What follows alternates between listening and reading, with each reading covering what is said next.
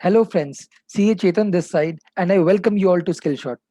At Skillshot, we try to provide quality content on accounting, taxation and finance related topics. अगर आप हमारे channel पर पहली बार आए हैं और आपको हमारा कंटेंट पसंद आए तो please like this video, share it with your friends and subscribe to our channel. इसी के साथ वीडियो स्टार्ट करते हैं। जैसा कि मैंने आपको प्रॉमिस किया था कि मैं आपको ये सिखाने वाला हूं कि आप आईपीओस को कैसे एनालाइज कर सकते हैं, तो मैंने डिसाइड किया है कि ये हम दो वीडियोस में कवर करेंगे। इस वीडियो में हम आईपीओस से रिलेटेड कुछ बेसिक टर्म्स को समझेंगे जो हमें आईपीओस को एनालाइज करने में हेल्प करेगी, और नेक्स्ट वीडियो में हम जोमैटो आईपीओ केस स्टडी की हेल्प से ये समझेंगे कि आईपीओस को शॉर्ट टर्म और लॉन्ग टर्म पर्सपेक्टिव से एनालाइज कैसे करना है। तो सबसे पहला टर्म जो हमें समझना है वो है आईपीओ, इनिशियल पब्लिक ऑफरिंग। एक आईपीओ में एक प्राइवेट कंपनी पहली बार पब्लिक से पैसा रेज करती है और अपने आप को स्टॉक एक्सचेंज पे लिस्ट करती है, जहां पर इन्वेस्टर्स ट्रेड कर सकते हैं आपस में। ठीक है, तो आईपीओ में दो तरह का होता है, एक होता है फ्रेश इशू और एक होता है ऑफर फॉर सेल। तो फ्रेश इशू क्या होता है कि जो भी कंपनी जितना पैसा फ्रेश रेज करती है फ्रॉम द पब्लिक, और वो जो पैसा वो फ्रेश रेज कर रही है वो कंपनी के बिजनेस में इन्वेस्ट होने वाला है, और कंपनी के प्रमोटर्स या जो ऑफर डॉक्यूमेंट में डिस्क्लोज किया जाता है कि वो जो पैसा कंपनी रेज कर रही है उसका यूटिलाइजेशन कैसे होने वाला है। ऑफर फॉर सेल क्या हो गया? ऑफर फॉर सेल में जो एग्जिस्टिंग प्रमोटर्स या स्ट्रैटेजिक इन्वेस्टर्स हैं वो अपना कुछ स्टेक बेच देते हैं। ठीक है, it serves as an exit route for the existing promoters and strategic investors, और वो अपने होल्डिंग्स को मोनेटाइज कर लेते हैं through IPO. Yes, I hope आपको दोनों टर्म्स क्लियर हो गए हैं कि फ्रेश इशू क्या होता है और ऑफर फॉर सेल क्या होता है। Okay, the next term that we need to understand is the offer document. Offer document is a detailed document which is filed by the company wanting to raise funds through IPO. This document is filed with SEBI before the IPO, and it contains all the relevant information about the company, its promoters, its financials, the industry prospects, and the utilization of the funds raised through fresh issue. तो ये सारा information offer document में mention रहता है, and ये document company use करती है to invite subscription, right. तो this is the only publicly available document जो आप डाउनलोड कर सकते हो फॉर एनालिसिस पर्पसेस, और जो पूरा एनालिसिस है हम लोग ऑफर डॉक्यूमेंट से ही करते हैं आईपीओ का, राइट। बहुत सारे टाइप्स के ऑफर डॉक्यूमेंट्स होते हैं, तो सबसे पहला ऑफर डॉक्यूमेंट जो एक कंपनी फाइल करती है with SEBI is DRHP, which is the draft red herring prospectus. ये पहला डॉक्यूमेंट होता है जो एक कंपनी फाइल करती है विद सेबी जिसको आईपीओ लाना होता है। ठीक है, ड्राफ्ट रेड हेरिंग प्रोस्पेक्टस का अप्रूवल के बाद एक कंपनी जो बुक बिल्ट इशू करती है, अब ये बुक बिल्ट इशू क्या है ये हम लोग आगे पढ़ने वाले हैं। तो जो कंपनी बुक बिल्ट इशू लाती है उसको रेड हेरिंग प्रोस्पेक्टस फाइल करना पड़ता है आईपीओ के पहले, RHP. So DRHP is draft red herring prospectus and RHP is the red herring prospectus. Red herring prospectus is filed after the approval given by SEBI to DRHP, right? अब एक prospectus होता है, prospectus file किया जाता है by the company जो एक fixed price issue लेके आती है। तो फिक्स्ड प्राइस इशू में आईपीओ के पहले प्रोस्पेक्टस फाइल करना पड़ता है जो कंपनी फिक्स्ड प्राइस इशू लेके आती है, और जो कंपनी बुक बिल्ट इशू लेके आ रही है उसको भी प्रोस्पेक्टस फाइल करना पड़ता है, but after the IPO. I hope it is clear. अगर एक बुक बिल्ट इशू है तो उसमें सबसे पहले आरएचपी फाइल करना पड़ता है और उसके बाद प्रोस्पेक्टस फाइल करना पड़ता है आईपीओ के बाद। आरएचपी का फाइल करना पड़ता है आईपीओ से पहले और प्रोस्पेक्टस फाइल करना पड़ता है आईपीओ के बाद। बट अगर फिक्स्ड प्राइस इशू है तो उसको सिर्फ प्रोस्पेक्टस फाइल करना पड़ता है आईपीओ के पहले। I hope it is clear, right. अभी बुक बिल्ट इशू क्या होता है और फिक्स्ड प्राइस इशू क्या होता है वो हम लोग अभी डिस्कस करने वाले हैं। Okay, the next terms that we need to understand are fixed price issue versus book built issue. Okay, तो फिक्स्ड प्राइस इशू में क्या होता है, जो कंपनी फिक्स्ड प्राइस इशू लेके आती है, it declares a fixed price at which it wants to sell its shares to the investors. तो एक फिक्स्ड प्राइस डिक्लेयर कर देती है कि इस प्राइस पे हम अपना शेयर इशू कर रहे हैं, राइट। अब बुक बिल्ट इशू में क्या होता है, बुक बिल्ट इशू में कंपनी एक फिक्स्ड प्राइस डिक्लेयर नहीं करती है, वो एक प्राइस रेंज डिक्लेयर करती है, जैसे जोमैटो आईपीओ केस में भी और मेजॉरिटी आईपीओ केसेस में बुक बिल्ट इशू ही होता है।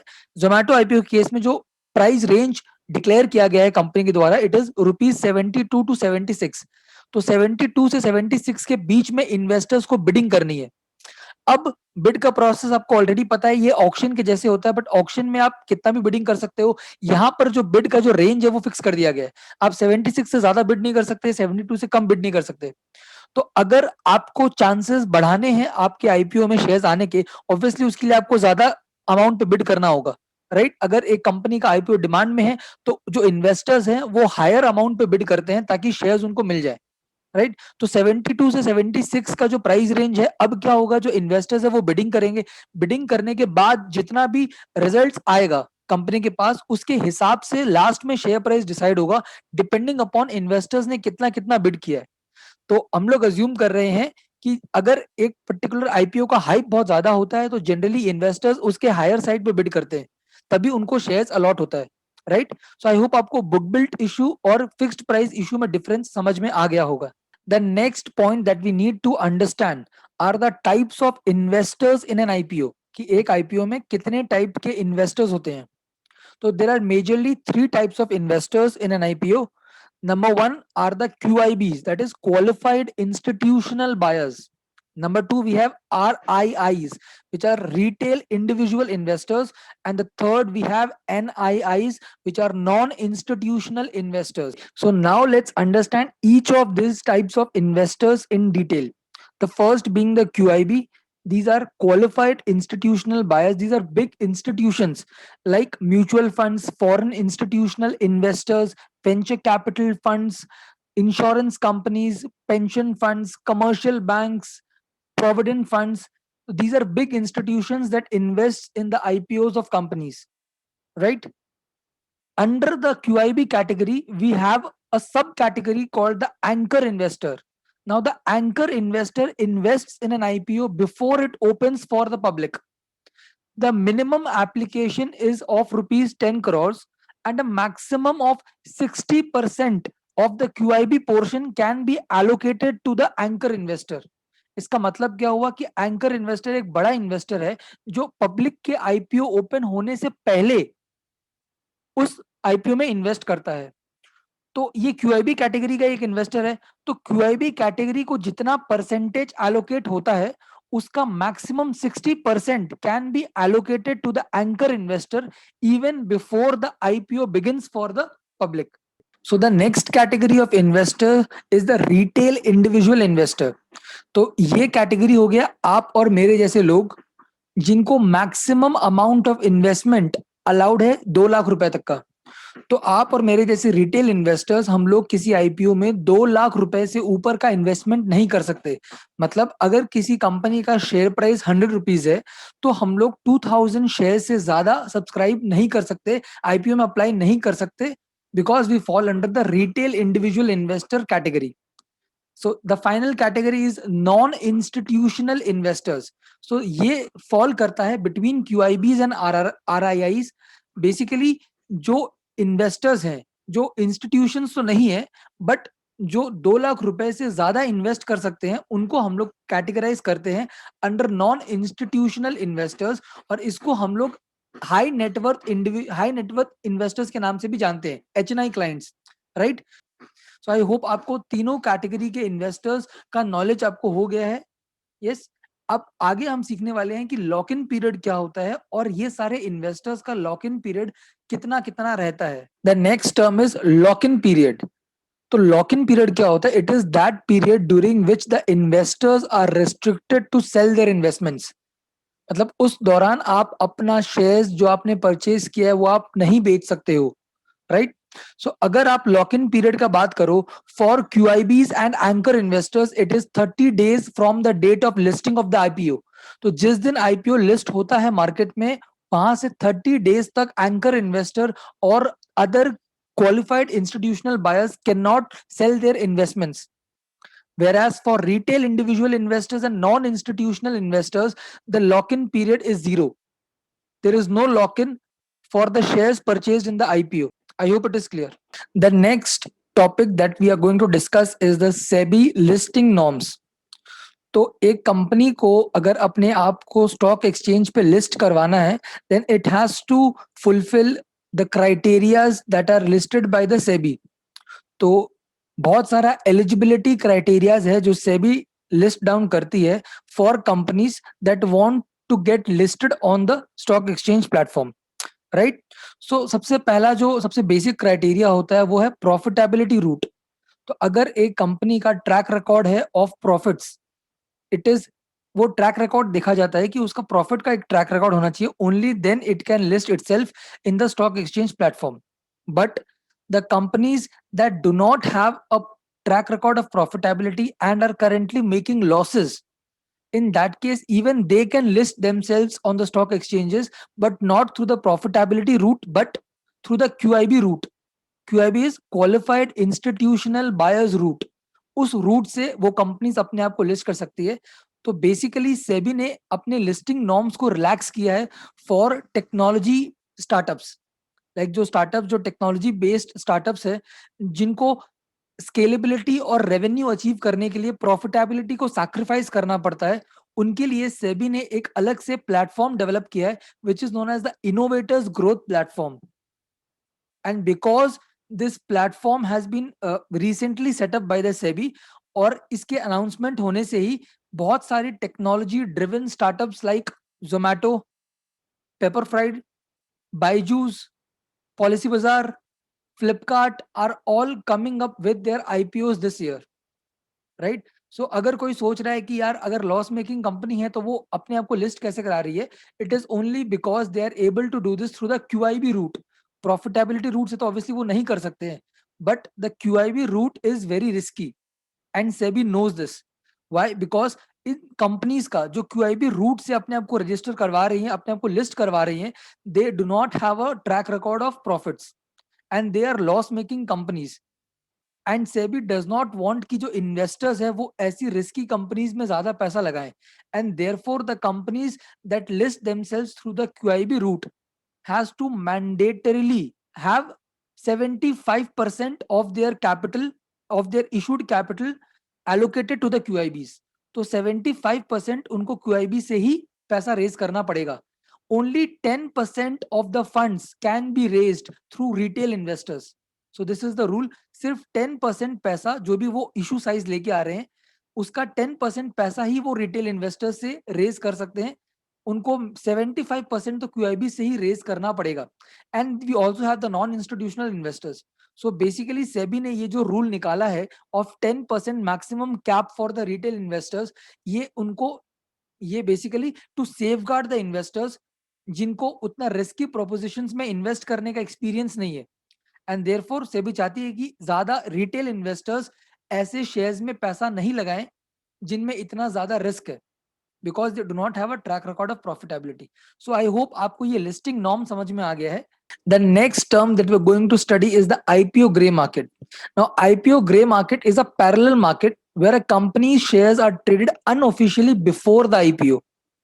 This market is run by a small group of individuals and deals in this market are based on mutual trust। The SEBI does not regulate this market। तो ये market में SEBI का कोई regulation नहीं है। It is not illegal, but it is an unofficial channel, right? So there are three types of market. One is the white market, black market and gray market। So white market is basically trading in stock exchanges where the trading takes place according to the rules and regulations, right? जो stock exchange पे जो trading होता है उसको white market बोल सकते हैं। Black market is the illegal market, right? वहां पर trading illegal है। And what is grey market? It is a parallel market जहां पर आप ट्रेडिंग कर सकते हो but not through the rules and regulations. It is an unofficial channel, unofficial channel के थ्रू आप ट्रेडिंग करो but it is not illegal. Now we have to understand what is grey market premium. So grey market premium is nothing but the price at which the shares are traded unofficially in the grey market. एक example के through इसको समझते हैं। Suppose company x अपना IPO ला रही है at a price of 200 and currently the gray market premium, that is before the IPO open होने से पहले, right? The gray market premium for that company shares is 400 rupees। what does this mean? इसका मतलब है कि unofficially people are ready to buy the shares of company X at 600 rupees। तो 200 rupees का तो IPO प्राइस था और 400 rupees का ग्रे मार्केट प्रीमियम चल रहा है। इसका मतलब people are ready to pay 600 rupees for the shares of company X, जो लिस्टिंग जिसका प्राइस है 200 रुपया। So I hope you have understood grey market premium आपको क्या दिखाता है. It shows whether the company shares are in hype, and ये ज्यादा जो लिस्टिंग डे पे जिस दिन कंपनी के शेयर्स लिस्ट होंगे उस दिन कितना प्रीमियम आपको मिल सकता है. दैट ग्रे मार्केट प्रीमियम आपको वो चीज दिखाता है. The next topic that we are going to study is listing gains. So listing gains in IPOs are the profits which you get after the shares are listed on the stock exchanges.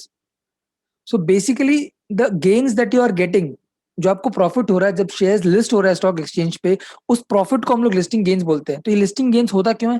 This listing gain occurs because the shares of the company are in very high demand. तो जो company list हुई है उसके shares काफी demand में है, इसीलिए आपको वो लिस्टिंग गेन्स देखने को मिलती है. Right? So the difference between the IPO price and the market price on the listing day is referred to as the listing gains in IPO. तो आई होप आपको समझ में आ गया होगा कि आपने जिस प्राइस पे आईपीओ में अप्लाई किया था और जब वो शेयर लिस्ट हो रहा है तो लिस्टिंग डे के दिन उसका मार्केट प्राइस क्या है, वो जो डिफरेंस है उसको हम लोग लिस्टिंग गेन्स बोलते हैं. और ये गेन तभी होता है जब उस कंपनी का शेयर बहुत ज्यादा डिमांड में हो रहा है. तो right, I hope you have understood the concept of listing gains. The last term that we're going to study is bonus issue. तो bonus issue क्या होता है? Basically the company distributes additional shares to its existing shareholders in proportion to their ownership percentages. तो ये आपको शायद नहीं समझ में आएगा, इसको एक एग्जांपल के थ्रू समझते हैं. सपोज मेरे पास कंपनी एक्स के 10 शेयर्स है एट अ प्राइस ऑफ ₹100. ठीक है, 10 shares I am holding of company X at a price of ₹100. तो मेरी होल्डिंग की वैल्यू कितनी हो गई? 10 multiplied by 100 which is ₹1000. 1000 मेरी होल्डिंग की वैल्यू हो गई. Now the company declares a bonus issue of the ratio of 1:1. 1:1 का रेशियो का मतलब हो गया that I will get 1 additional share for every 1 share held. तो हर एक शेयर के बदले में मेरे को एक एडिशनल शेयर मिलने वाला है. राइट? तो मेरे पास कितने शेयर्स है? आई हैव 10 शेयर्स, तो मेरे को 10 एडिशनल शेयर्स मिलने वाले हैं. तो मेरे पास total number of shares after the bonus issue कितने हो जाएंगे? 20 शेयर्स. राइट? मेरी होल्डिंग की वैल्यू तो 1000 ही होनी चाहिए. कितने भी शेयर्स मेरे को मिले बट मेरी होल्डिंग की वैल्यू तो 1000 ही होनी चाहिए. तो अगर आपकी होल्डिंग की वैल्यू 1000 होनी चाहिए और अब आपके पास नंबर ऑफ शेयर्स 20 है, तो ऑब्वियसली जो शेयर का प्राइस है वो 100 से गिर जाएगा. वो प्राइस कितना हो जाएगा? That is 1000 divide by 20. आपकी टोटल होल्डिंग की वैल्यू 1000 होनी चाहिए और आपके पास 20 शेयर्स हैं, तो 1000 डिवाइड बाई 20 दैट इज ₹50 पर शेयर. तो आपका जो शेयर प्राइस है, जो प्राइस है उस शेयर कंपनी के शेयर का, वो आधा हो गया है. राइट? पहले ₹100 था, अब ₹50 हो गया है, only because of the bonus issue. So what I am trying to communicate is कि जब एक कंपनी अपना बोनस इशू निकालती है, इन दैट केस उस कंपनी का शेयर प्राइस उस बोनस इशू के हिसाब से गिर जाता है. ये जो कॉन्सेप्ट मैंने बोनस का बताया है, ये मेरे को जोमेटो के वैल्यूएशन के टाइम पे काम लगेगा, इसीलिए मैंने आज ही डिस्कस कर लिया. अदरवाइज आईपीओ से ये टॉपिक रिलेटेड नहीं है, बट क्योंकि मेरे को जोमेटो के वैल्यूएशन में ये चीज समझाना था, इसीलिए मैंने आपको बोनस यहाँ समझा दिया है. Now that we have understood the basic terminologies related to IPOs, now we can move forward and understand कि हम लोग आईपीओ को एनालाइज कैसे करते हैं for the short term and long term. Right? ये सारा जो कॉन्सेप्ट्स आज हम लोगों ने डिस्कस किया है, this will be very useful in the next video, जहां पर मैं एनालिसिस करने वाला हूं जोमेटो आईपीओ केस स्टडी की हेल्प से कि अपने कोई भी आईपीओ को एनालाइज कैसे करते हैं. आई होप आपको इस वीडियो से बहुत वैल्यू एडिशन मिला होगा. इफ अगर आपको ये वीडियो पसंद आया हो तो please like this video, share this with your friends and subscribe to our channel.